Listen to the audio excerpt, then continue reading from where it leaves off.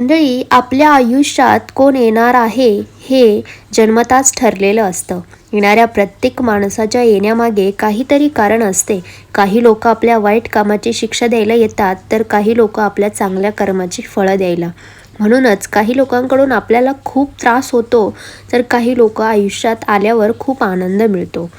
खचलेल्या मनात उभारी येते, अंधाऱ्या रात्रीत चकाकी येते, जेव्हा मन माझे स्वामी समर्थांचे गीत गाते. आणि अशाच या माझ्या स्वामी समर्थांना भेटण्यासाठी माझा जीव व्याकुळ झाला होता आणि फायनली मी त्यांना भेटण्यासाठी अक्कलकोट या ठिकाणी आले. मला खूप आनंद होत आहे की मी पहिल्यांदा श्री स्वामी समर्थांना डोळे भरून पाहत आहे.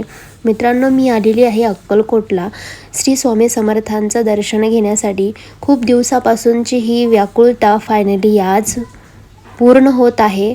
मन भरून, डोळे भरून मी स्वामी समर्थांना बघत आहे. श्री स्वामी समर्थांचा परिसर हा त्यांच्यासारखा अगदी स्वामीमय झालेला आहे. मित्रांनो, इतकं सुंदर असं स्वामीमय वातावरण की तिथून येण्याची इच्छा बिलकुलही होत नाही आहे. तिथेच थांबून राहावंसं वाटते. तिथल्या काही क्षणांचा मी छायाचित्रित करण्याचा प्रयत्न केलेला आहे.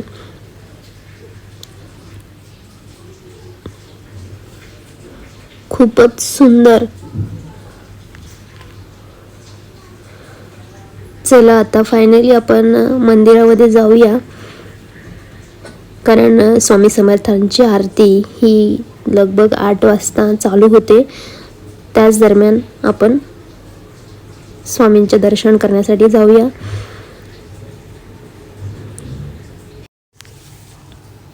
तर चला मंडळी,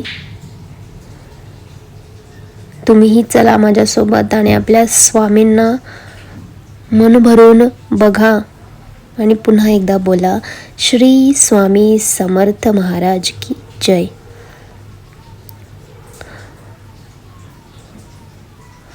बघा मित्रांनो, खूप सुंदर असं दर्शन माझं या ठिकाणी झालेलं आहे, परंतु तरीही मला या ठिकाणाहून निघूशी वाटत नाही आहे. पुन्हा पुन्हा इथे येऊन स्वामींना डोळे भरून बघावंसं वाटतं. तर मंडळी, अशा प्रकारे माझं सगळं दर्शन वगैरे झालेलं आहे आणि आता पुन्हा मला परतीचा प्रवास करायचा आहे. पुन्हा एकदा बोला, श्री स्वामी समर्थ, श्री स्वामी समर्थ.